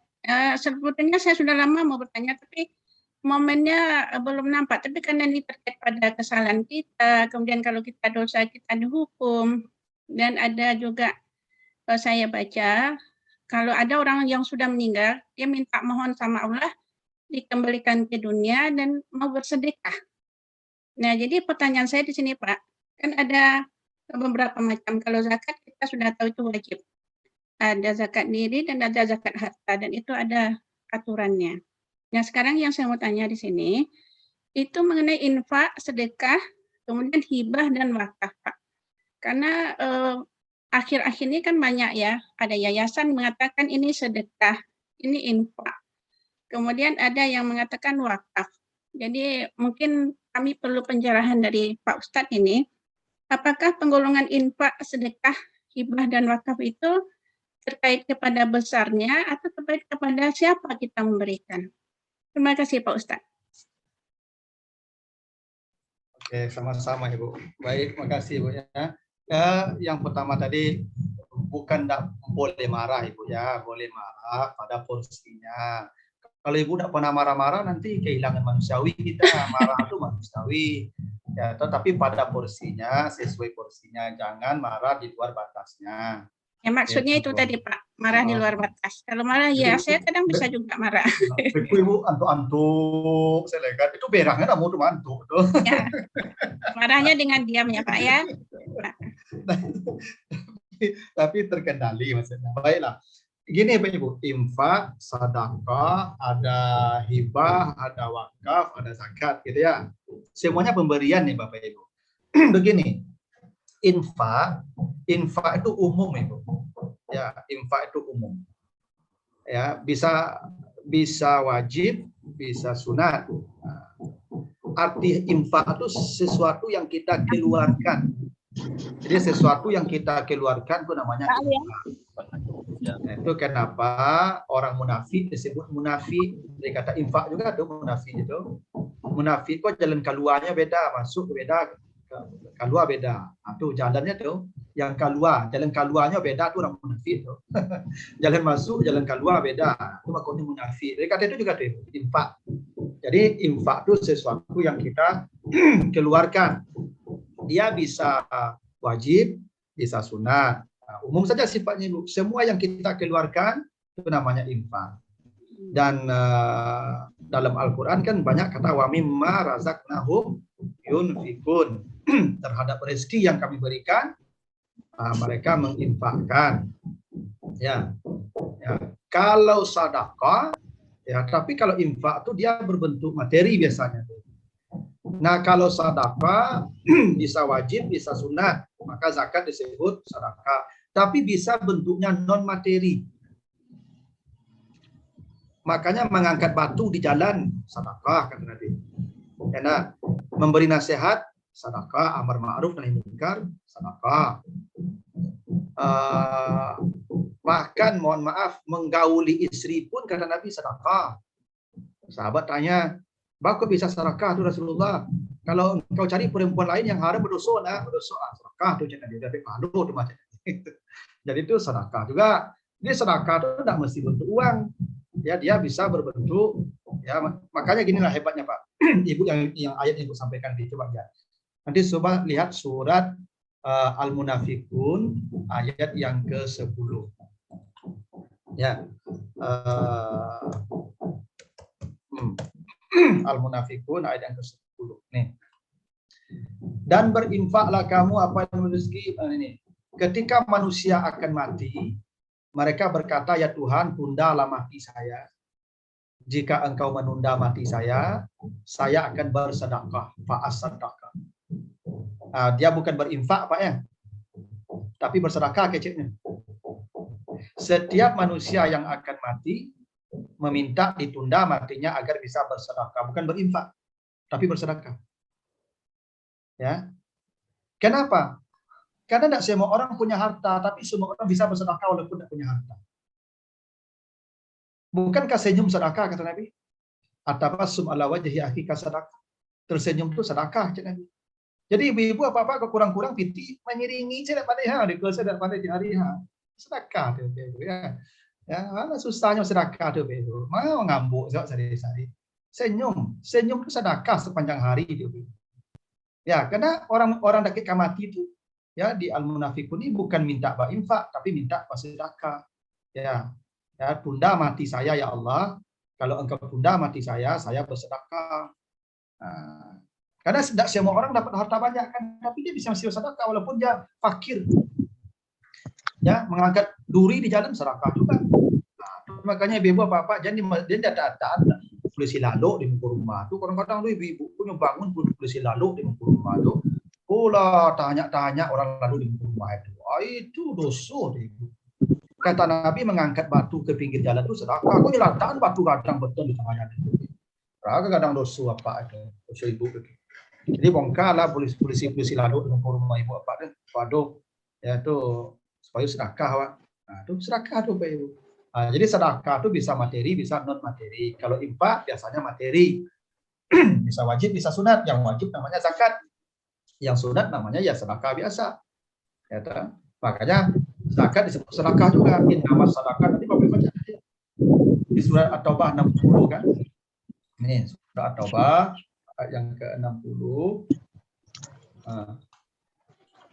Saya tutup ya. Nih. At-Taubah yang ke-60 nih. Ini kan innamas sadaqatu lil fuqara wal masakin. Ini zakat maksudnya ini ada 8 asnafnya nih, fuqara, masakin, amil. Tapi sedekah namanya di sini. Bukan zakat. Bukan innamas zakat tapi innamas sadaqah. Nah, karena sedekah itu bisa wajib, bisa sunat. Yang wajib namanya zakat, yang sunat namanya infak. Tapi namanya sedekah juga. Itu. Nah, sementara hibah, nah hibah ini pemberian kepada ya semua orang tanpa batas orang, tanpa batas jumlah. Biasanya sesaat menjelang seseorang akan meninggal dunia. Ketika dia merasakan sudah berat, makanya dia hibahkan sebagian hartanya. Tapi hibah tidak boleh ke ahli waris, tidak boleh ke anak, tidak boleh ke istri, tidak boleh ke suami, tidak boleh ke ayah, tidak boleh ke ibu. Ya, kalau wasiat ya. Ya, hibah boleh ke semua orang, boleh semua orang. Dengan catatan hibah itu harus berpindah ke pendidikan. Itu hibah. Saya boleh menghibahkan HP saya ke orang siapapun, tapi langsung jadi milik dia HP saya. Nah, kalau wasiat beda lagi, Ibu. Kalau wasiat, saya memberikan harta saya, tapi diambilnya setelah meninggal dunia. Itu wasiat. Jadi kalau misalnya, tolong nanti ya, misalnya misalnya, tolong nanti motor saya kasihkan ke Pak Subhan. Tapi setelah mati nanti diambil Pak Subhan. Belum ketika hidup saya pakai dulu misalnya. Jadi kalau hibah ada, itu motor kau bagian ke Pak Subhan, langsung diambil Pak Subhan motor kau, langsung balik namu, itu hibah namanya. Dia sama-sama pemberian sifatnya. Cuman waktu pengambilannya beda. Wasiat setelah wafat, hibah ya langsung hari itu berpindah ke pendidikan. Ya, misalnya bisa jadi begini, pernah saya contohkan dulu ketika kita bicara warisannya. Misalnya istri, misalnya istri apa tidak bekerja, misalnya kan ngelah payah-payah, misalnya kan mendampingi apa, itu mati apa, itu mungkin harap itu banyak, mungkin rumahku mungkin diambil nih lain segala macam. Apa hibahkan rumahku ke ibu, rumah ini saya hibahkan ke istri saya, itu boleh Pak. Tapi langsung balik namu rumah itu Pak. Dapat menumpang rumah itu lain, kan apa tidak usah berkuasa rumah itu lain. Kok sebab perang ibu apa usia apa main rumah itu, memang ada rumah awak jadi ada yang di rumah. Nah, itu konsekuensi hibah. Tapi kalau berwasiat tidak boleh ke istri. Nanti kalau saya meninggal rumah ini untuk istri saya tidak boleh, tidak sah wasiat itu. Karena istri otomatis dapat. Jadi dapat hibah istri bisa Pak, dapat wasiat tidak bisa. Jadi semuanya pemberian, cuman momentumnya berbeda, eksekusinya berbeda, bentuknya berbeda. Semuanya pemberian harta, ya, atau pemilikan harta dari orang lain. Tapi bentuknya beda-beda, waktunya beda-beda. Itu bedanya Ibu. Terus yang wakaf tadi Pak? Oh ya, kalau wakaf itu Ibu memberikan harta ke publik dan hartanya itu harus untuk jangka panjang. Jadi mewakafkan roti, onde-onde tidak bisa, habis capek. Nah, yang bisa diwakafkan itu misalnya foto, ya tanah, rumah, dan harus ke publik, tidak boleh ke pribadi. Misalnya Ibu, ambo mewakafkan motor ambo ke Garin Masjid, tidak boleh. Tapi ke masjid boleh, dipakailah untuk kepentingan dengan operasi masjid, itu boleh wakaf. Ya, jadi wakaf itu satu syaratnya harus ya materinya yang tahan lama, yang pemakaiannya jangka panjang. Mewakafkan tanah boleh, mewakafkan rumah boleh, rumah kok mewakafkan untuk tahfiz Quran, boleh. Yang kedua, dia ibu putus langsung hubungan dengan harta tuh, namanya wakaf. Wakaf itu putus artinya. Ibu kalau membaca Quran ada wakaf namanya. Bagaimana ibu kalau wakaf berhenti kan? Berarti ibu harta ibu tidak ada lagi punya urusan dengan ibu. Aduh orang bapak ibu nyoba wakafkan tanah, tuh bangun masjid, ibu jadi pengurus, itu tidak wakaf namanya. Nah, kalau diwakafkan itu jangan urus-urusnya lain. Itulah milik orang banyak tuh. Ya, itu wakaf tuh begitu. Karena wakaf itu amal jariah namanya. Makanya tidak boleh berpindah ke pemilikan. Haram hukumnya. Itu makanya mana ya harta pusako di kampung itu jadi ibu-ibu bagi-bagi itu pusako itu wakaf tuh ibu. Ya, wakaf orang tua dulu mah nyewakafkan hartanya untuk orang banyak. Sampai hari kiamat tuh tidak boleh dijual-belikan, tidak boleh dibagi-bagi wakaf tuh. Tidak boleh jadi milik pribadi wakaf tuh. Di tangan siapa wakaf berubah jadi hak milik, dia akan dikutuk untuk hidupnya. Akan dilaknat Allah hidupnya. Itu makanya orang kalau menjual pusako tuh menampik hidupnya orang kampung kan, merasa hidupnya Pak Ibu. Karena dikutuk, dilaknat. Wakaf tuh amal jariah orang tuh Pak Ibu. Makanya harta pusaka tuh kan publik menggunakan Pak Ibu. Bila harta pusako boleh digadai, dia tuh dijual. Gadang-gadang tidak berlaki, rumah gadang tidak irisan, ya dah main dah wudhu dengan rumah kan kepentingan publik sebenarnya. Dan kepentingan pribadi gitu, publik tuh. Makanya harta pusako tuh makuk pusako diwakaf tuh itu harta wakaf tuh. Maka tidak boleh diwariskan, tidak boleh jadi hak pindah hak milik tuh. Ini Ibu harta tuh di pusako di kampung di keluarga di suku dan satu-satu loh Ibu menjual-jual bagi-bagi itu. Ada untuk dibagi itu amal jariah orang menaruh dulu tuh. Enggak kan bisa jual dulu. Maka udah jualnya jangan mati Ibu. Dan supaya jadi harta permanen deknya. Ya, jadi amal tetap abadi sampai kiamat. Jadi yang wakaf itu amal jariah namanya, harus untuk publik. Enggak boleh lagi kita urus. Itu. Begitu, itu bedanya Ibu. Sedikit lagi pertanyaannya. Kan ada contohnya pembebasan tanah untuk membuat rumah tahfiz misalnya, itu kan mau diwakafkan. Dan kalau kita ikut di sana untuk pembebasan tanah, itu kita sudah termasuk wakafnya itu atau masuk sedekah atau yang mana itu Pak Ustadz? Karena tadi saya dengar wakaf itu kan berupa materi ya Pak. Jadi kalau kita ikut membebaskan tanah itu apa sudah termasuk wakaf kita di sana atau seperti apa Pak? Ya, misalnya Ibu uang kan, ya, itu wakaf itu namanya. Jadi uang juga bisa ya Pak? Iyalah, cuman uang itu nanti digunakan untuk pembelian materi yang bertahan lama. Ya. Tapi kalau Bu wakafkan untuk materi yang tahannya sesaat, tidak bisa wakaf namanya, sedekah namanya Ibu. Ya. Misalnya Ibu, dibayar ke pengurus, tapi dipakai untuk misalnya untuk konsumsi. Nah, itu tidak wakaf namanya Ibu, habis itu sedekah namanya. Besar pahalanya, cuma yang jariah itu yang mengalir terus itu kalau dia jadi wakaf yang sifatnya permanen zatnya. Makanya ini Abu Bakar apa wakaf Abu Bakar Ibu? Tanah Masjid Nabawi kan, itu wakaf Abu Bakar. Utsman bin Affan apa wakafnya Ibu? Sumur kan, sumur. Sampai kini kan ada sumur Utsman di Madinah. Nah, itu wakaf namanya. Yang begitu tuh yang wakaf Ibu. Ya, yang tahan. Ya, yang hanya Allah saja yang memutuskan fungsinya nanti. Oke, makasih Pak Ustadz. Assalamualaikum warahmatullahi wabarakatuh. Mungkin yang pertama tentang marah ini Ustaz. Kalau dari yang dibicarakan dari awal tadi kan marah ini kesannya ini ya apa? Lebih banyak negatifnya, termasuk ada nada tinggi segala macam gitu ya. Sementara kalau kita lihat sekarang kesan pemarah itu dimanfaatkan oleh orang-orang misalnya dengan membuat kita sebagai umat Islam itu menjadi lemah gitu. Jadi banyak dibangun narasi-narasi misalnya ya banyak hal-hal misalnya yang mungkin merugikan atau merendahkan, tapi ketika kita bereaksi itu dianggap itu negatif gitu. Sehingga lama-kelamaan nanti kita sebagai umat ini merasa tidak patut lagi untuk marah gitu atau bereaksi gitu. mungkin perlu juga disampaikan mungkin juga kapan marah itu harus, dan tentu tidak harus tidak harus dengan cara yang santun juga. Mungkin kalau dengan cara yang santun mungkin tidak dianggap gitu, mungkin perlu agak memang harus keras gitu.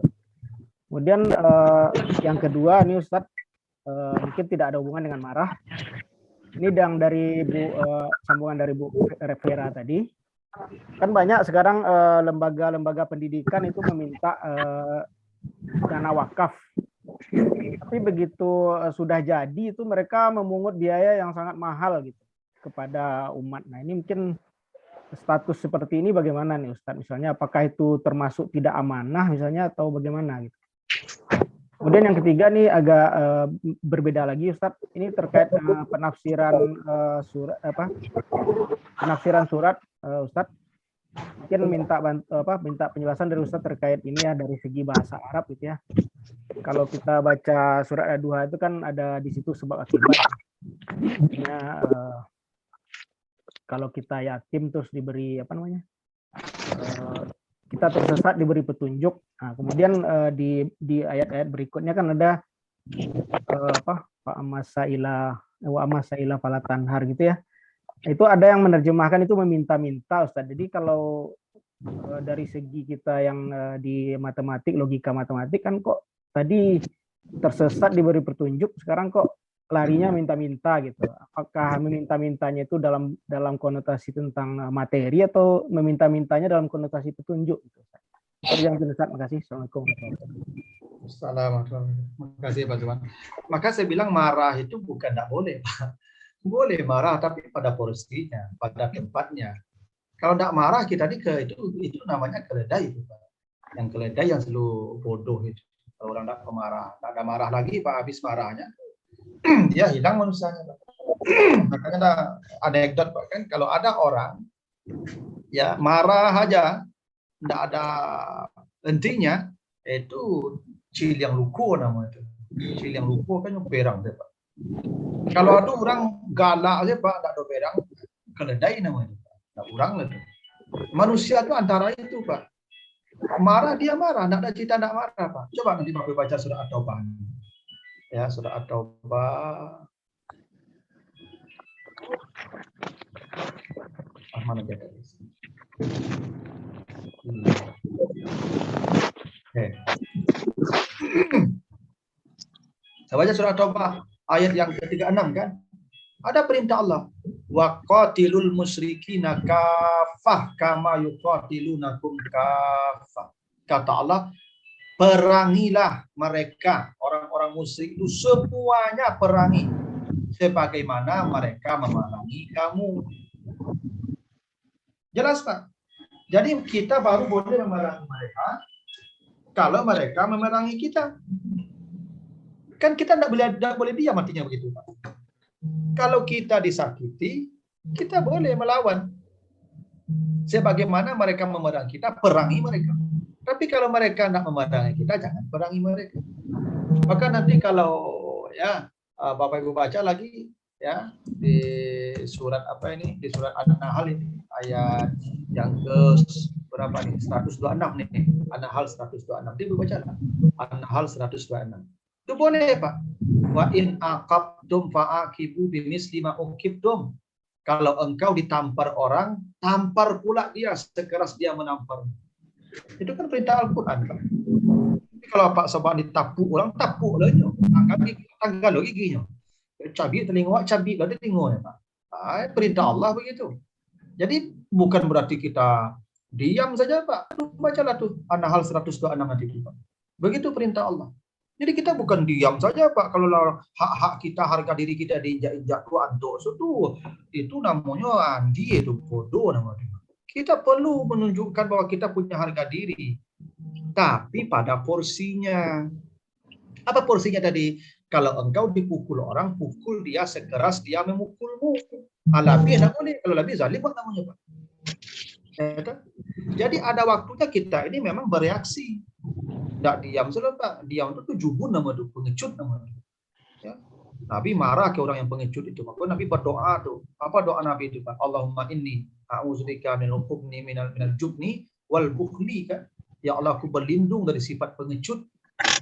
Itu sifat buruk itu. Kita harus menunjukkan apa kemuliaan kita, Pak.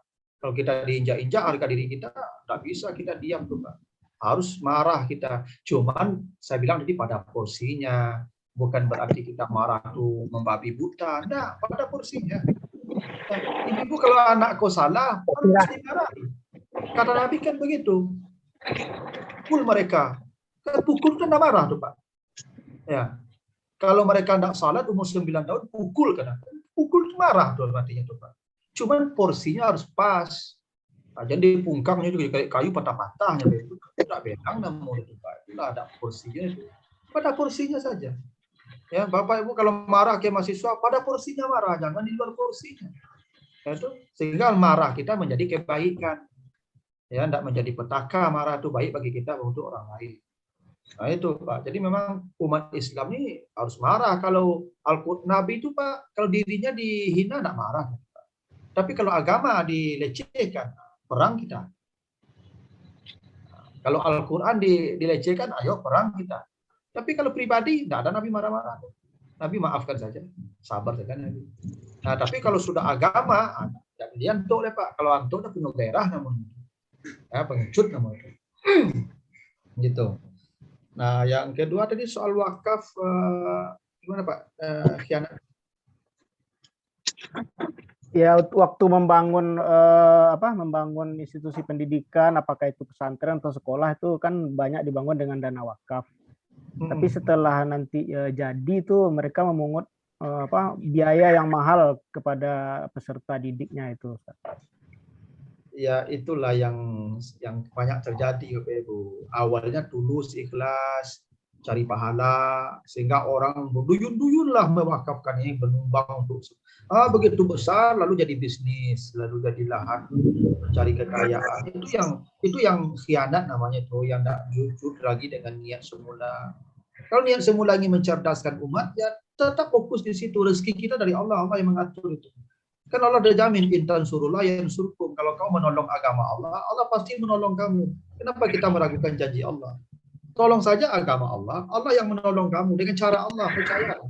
Nah, kadang-kadang ini mulai hilang Bapak Ibu ketika banyak orang ya, mulai ya sekolahku laku lah banyak tingkahnya Pak. Nah, itu yang tidak boleh. Harus sesuai saja dengan fokus saja ke nawaitu semula. Kalau memang semula kita ikhlas untuk mengembangkan agama Allah, ya kita harus bahwa kemudian sekolah kita ini diminati orang ramai, tidak harus mengubah niat kita Pak. Dan jadi lahan mencari kekayaan itu yang banyak di yayasan-yayasan pendidikan sekarang Pak. Nah, tapi apa boleh buatlah, kadang-kadang orang punya banyak kepentingan di situ. Saya juga tidak terlalu bisa mencampuri lebih dalam, tapi kalau ditanya itu tidak boleh sebenarnya. Ya. Kan kadang-kadang gini Pak, akhirnya kan orang-orang pintar yang kurang mampu tidak bisa lagi sekolah itu tuh. Nah, padahal awalnya kan kita ingin membangun supaya orang-orang pintar, orang-orang yang miskin, yang tidak mampu bisa kita berikan fasilitas. Tapi akhirnya tidak lagi Pak. Ada sekolah-sekolah tidak bisa lagi dimasuki orang yang kelas menengah ke bawah. Karena harus menengah ke atas ekonomi orang tuanya Pak. Sehingga orang tua itu lebih butuh saduanya Pak.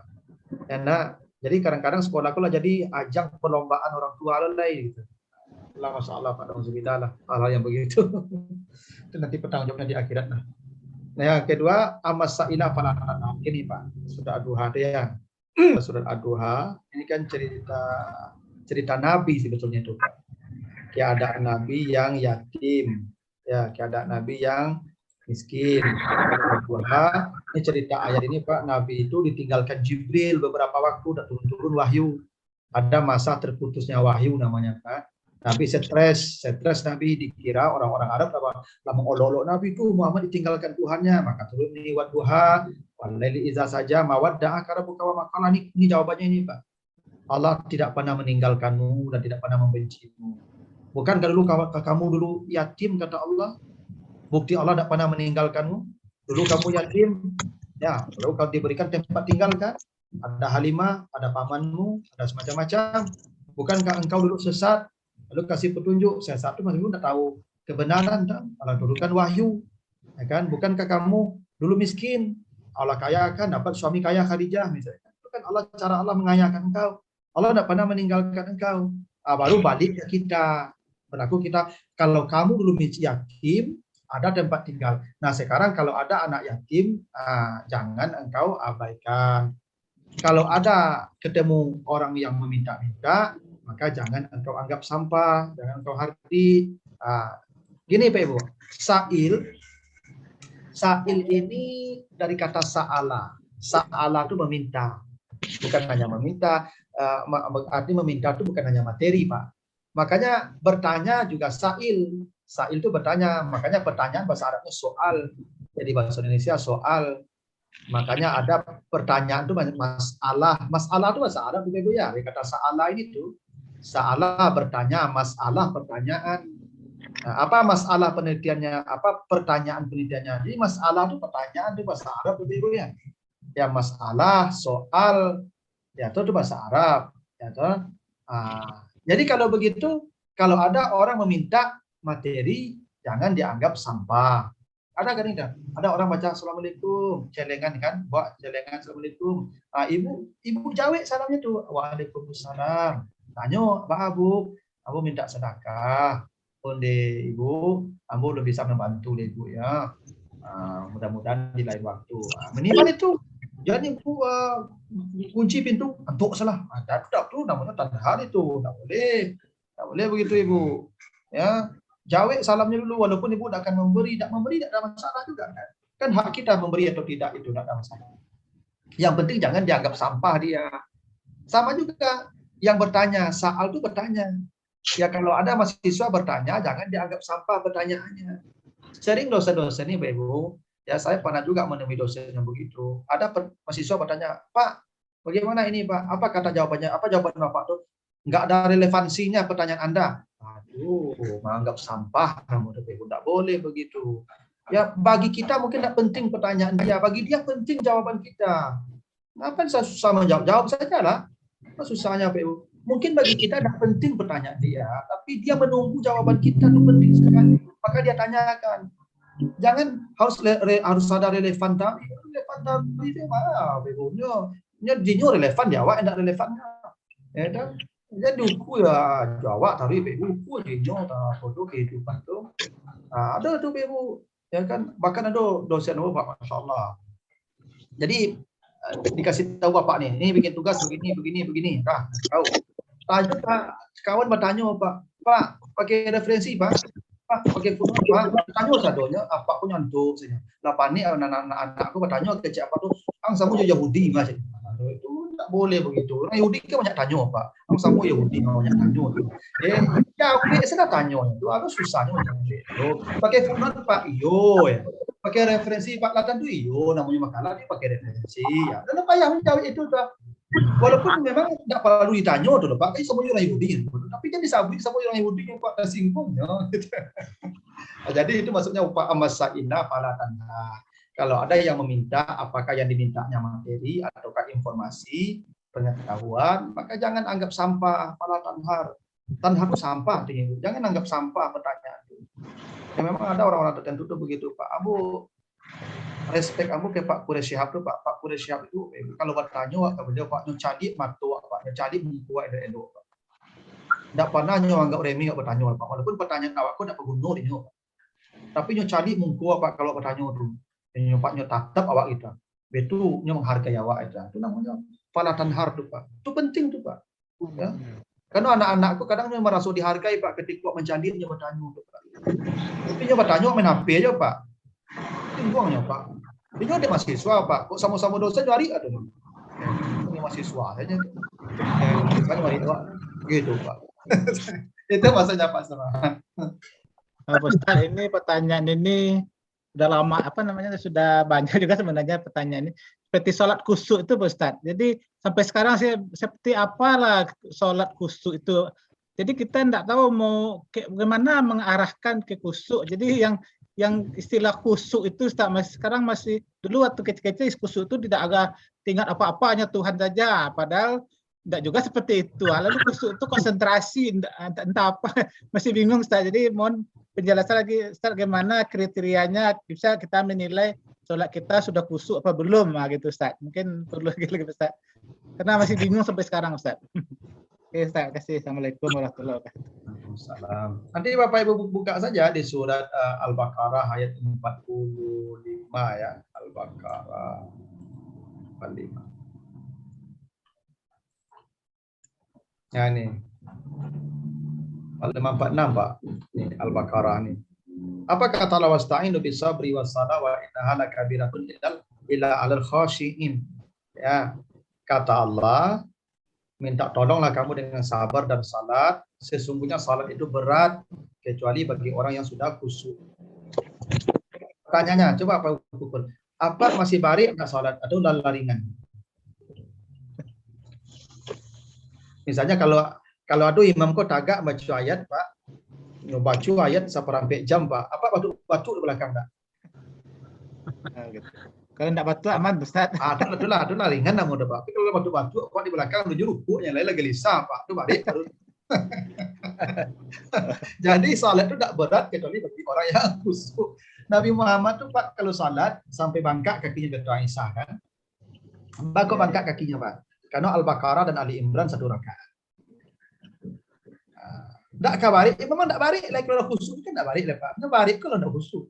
Inilah apa kamu tekanan dong film India lupa ketika di sananya Pak. Itu ada film India di TPI lupa. Itu 3 jam nonton film India kok Pak, rasu setengah jam saja Pak. Maka itu khusyuk, gimana khusyuk Pak? Tidak ada balamu kan tuh Pak. Tidak ada barik je lah. Coba lah Pak misalnya apa kok pergi ke Tapilawi, biasanya nampak ada anak bujang anak gadis itu duduk Tapilawi itu main batu Pak.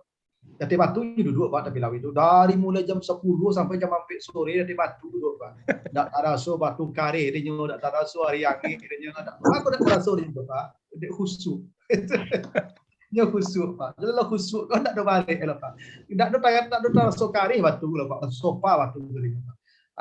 Apa ibu duduk dengan ceramah tu sebentar kalau masuk panjang maka itu dah khusyuk. Jadi khusyuk ni membuat orang kau balik ringan kau dia khusyuk Pak. Itu makanya kata Allah, salat itu berat kecuali bagi orang yang khusyuk. Tapi ada awalnya. Apa awalnya tadi Pak? Aku perhatikan ayat ke awal tadi. Ya. Bisabri wassalah. Ini kunci di sini Pak, sabar dan salat. Salat dan sabar. Jadi memang untuk bisa khusyuk sabar Pak. Tidak bisa Pak, tidak sabar. Sebab begini Pak, awak ketika salat itu Pak banyak pengana timbul. Kadang ada pengendak takana Pak, takana kata semayang dulu. Ayolah kamu. Tadi nak tekan lagi nak kunci tu ibu sarang sembahyang tekan nak kunci tu itu kita dulu bahkan nak tekan nak disabui atas biku dalam sembahyang tekan biku teman kadi baca tu. Jadi kalau sabar ko Pak Samu mencari gelombang radio zaman sisu Pak dia kan radio pakai tombol tu Pak. Iya Pak. Samu je tu Pak mau khusyuk tu Pak. Kan dulu mencari gelombang radio kok agak-agak Pak putar aku malah silasui ya kan putar ke buku dia malah silasui baru putar ke belakang melihat dah Pak. Iya. Itu laut kesabaran namanya Pak. Jadi ketika datang pikiran-pikiran, datang pengana-pengana yang tidak ada hubung dengan salat, balik Pak. Kembalikan gelombangnya itu sabar namanya Pak. Memang itu penting tuh Pak. Kalau tidak sabar Pak Beko tidak jadi khusyuk lah. Nah, yang kedua ayat itu mereka yakin akan kembali setelah salat. Mati lah Pak. Nih. Annahum mulaku rabbahum nih. Mereka langsung kembali kepada Tuhannya. Apa kalau salat ingin khusyuk? Harus sederhananya Pak. Jadi yakin Pak Beko satu sembahyang asar. Khusyuk Pak zuhur Pak. Kalau yakin apa asar ke satu juga Beko nak khusyuk Pak.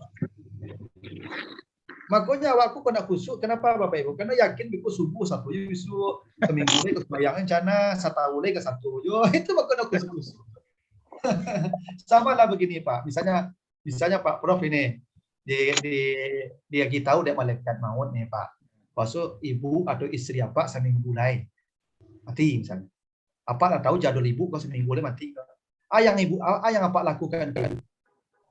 Apa yo kandaknya di agen Pak. Yo kandaknya ndak kabedaan nih Pak. Yo mati deh kalau mulai. Aduh. Yo biasanya Pak kalau dah tahu jadwal mati itu Pak pasti Pak maksimal berbuat yakin lah Pak. Ya. Awak kok asal jadi sih keragu lek jadul mati ke panjang lek. Belando masuk jauh lah itu kok santai-santai. Cobalah kalau yakin rakit itu Pak. Makanya kata Allah tadi setelah salat mereka yakin akan kembali kepada Tuhannya. Nih. Setelah mereka salat, mereka yakin akan kembali kepada Tuhan. Maksudnya mati. Nah, itu kunci khusyuk itu Pak. Kalau apa merasa mati sudah salat dulu. Tiba malaikat maut pasti apa? Khusyuk. Dan itu banyak terjadi Pak. Tetangga saya Pak 4 bulan yang lalu ibu-ibu dia pergi salat asar. Pulang salat asar itu aku katanya ke anaknya nak aku babunyi HP ama beko jawe saya decet ama lalu ama istirahat sebentar. Sudah asar Pak golek Pak.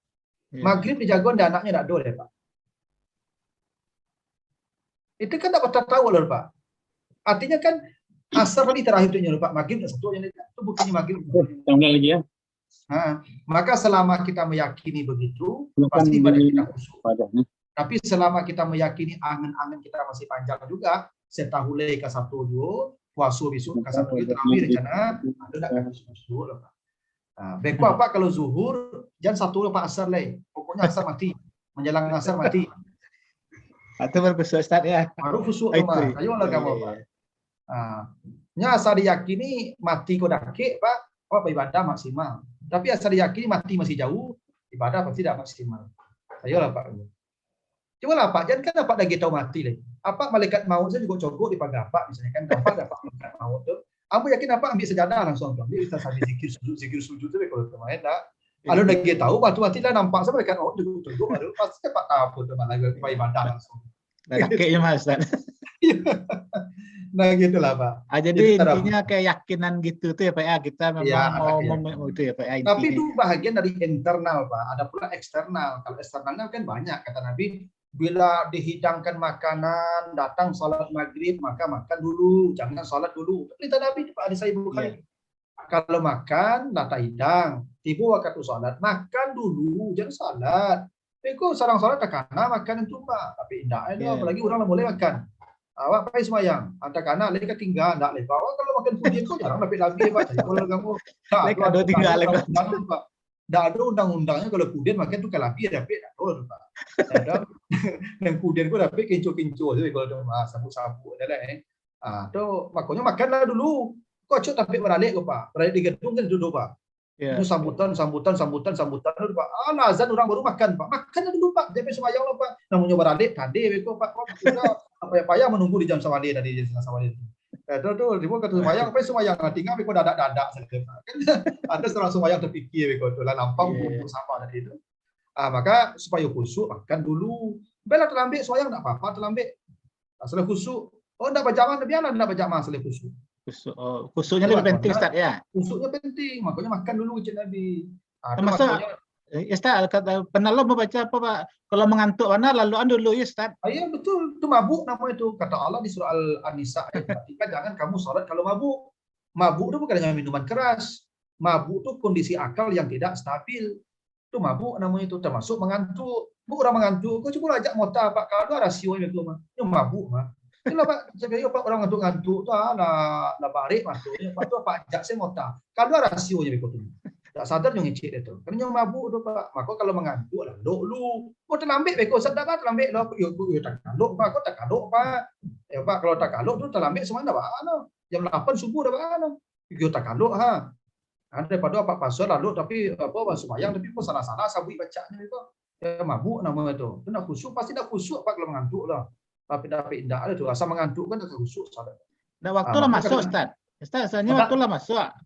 Waktu lah masuk tapi ya sangat mengantuk tu. Takaloknya Pak tu Ustaz, tak ada. Kalau mengantuk mana Pak lah lauyong-oyong apa ya lalu lah. Ya. Terus kita Ustaz Pak jadi sabui dah salat lalu. Oh, tak tiba katunya tu salat dulu. Termasuk juga begitu kata Nabi, tak boleh salat menahan dua yang buruk kan. La salat liman yudafi'ani al-akhbasan. Ibu sasak mengayi kadang yang ketik, jangan tahan serang sembahyang tu. Kalau ibu-ibu kau sembahyang subuh kan sasak mengayi kadang, no tahan-tahan Pak, kapi-kapi sampai sasak Pak. Itu tak boleh tu. Pasti ibu nak khusyuk salatnya tu. Tinggal salat tu lah, itu baik kamar mandi. Oh, terlambat tu biku nak jadi jemaah alasan dah bela nak jemaah. Asal khusyuk salat tu. Jadi tahan-tahan je termasuk dalam kantui bagi apa? Ya, kadang-kadang kan itu doa desagan kan bertanda juga kan itu. Nah, khusyuk tuh. Bagi Lapis dia ya. dengan kantik Ustaz kadang. Iya, tapi itu kan dulu. Itu semua kalau ditahan-tahan Pak, ya kok ditahan kok lapis jadi kok. Oh, enggak orang apa? Kajang orang digalak sama sembayang itu kok enggak kagalak anta, kagalak batas sembayang. Banyak urusannya tuh Pak, makanya jangan tahan-tahan. Ya yang menahan itu pasti enggak khusyuk tuh. Kadang ada ibu-ibu itu kadang-kadang awak ditagagi pe sembayang subuh lah ibu ke masjid. Nah, kalau lambat jago tadi tidak sempat kamar mandi kan. Apa itu ke masjid ibu serahkan dulu sasak tahan saya taruh di ibu tuh Pak. Biasanya ibu kalau tanda menahan Pak, assalamualaikum itu abang langsung tuh Pak, itu tandanya menahan tadi itu. Asal lari sih langsung sudah sembahyang. Itu tandanya menahan, itu udah khusyuk loh tuh. Ya, itu makanya kata Nabi jangan menahan dua yang buruk dalam salat, tak boleh. Ya termasuk apa ibu jangan salat menghadap ke jalan, jangan salat menghadap ke sungai. Namanya ke jalan banyak yang lalu ikut rumah. Namanya ke sungai banyak yang kami ikut rumah. Tak boleh. Jangan salat sama nonton TV, kok sinetron terlalu lama apa? Awak masuk ke TV itu kan sembahyang jadi ya nonton sudah ya, tak boleh, tak khusyuk namanya itu. Jangan salat sambil mengasuh cucu. Kok cucu datang ni mengko sembahyang, nyelo TV, nyelo kulkas kaju-kaju jangan sembahyang dia, kok tak khusyuk. Antan kamak lu baru sembahyang awak itu. Termasuk bertugas Ustaz. Termasuk bertugas Ustaz. Cari pembantu lah, yang nyolo saya kok sampai mengasuh sembahyang tak khusyuk Pak, tak khusyuk, yakinlah kamu. Banyak memang ada sifat sebab internal, ada sebabnya eksternal. Itu penting tuh, makanya Nabi ketika membawa cucu sembahyang, Nabi bawa cucu sembahyang Ibu, tapi Nabi gendong Ibu sampai sudah. Tagak Nabi gendong, sujud, rukuk, Nabi datang di lantai, naik katanya digendong sampai sudah. Begitu ceritanya hadis Nabi itu. Nabi apa maksudnya itu? Tidak pernah melepaskan cucunya. Sebab kalau lapin cucunya Pak nyuci bijak-bijak kapal orang itu. Bilang khusyuk orang itu. Jadi Bapak Ibu yang bawa anak ketik, gendong anak tuh. Kalau pengen bawa anaknya kan Mas Haji, bawa cucu, gendong. Jadi lapihan pasti menggaduh orang. Itu rasionya Nabi mau menggendong tuh. Jangan sampai khusyuk orang, rusak adiknya. Namanya anak ketiknya kapan lari kan kemari Pak. Itu buta lah. Dan kita udah ngerti itu. Lemah pengananya itu. Awak nih penganak, gendong. Itu pada rumah sembahyang. Jadi buat lo, maka ibu lebih rancak sembahyang di rumah. Maka Nabi maka ibu lebih rancak sembahyang di rumah. Tak satu ibu itu ibu anak ketik. Nendak dua anak ketik-ketik kamu saji ada di rumah aja deh. Ya kan punya anak ketik-ketik di rumah. Atau yang punya atau suami sakit. Kalau ibu suaminya sakit di rumah ibu salat jago apa. Yang tinggal apa tuh lalu ibu. Sampai apa tuh bayi kan jago. Itu puncak keredat apa di situ lah tuh.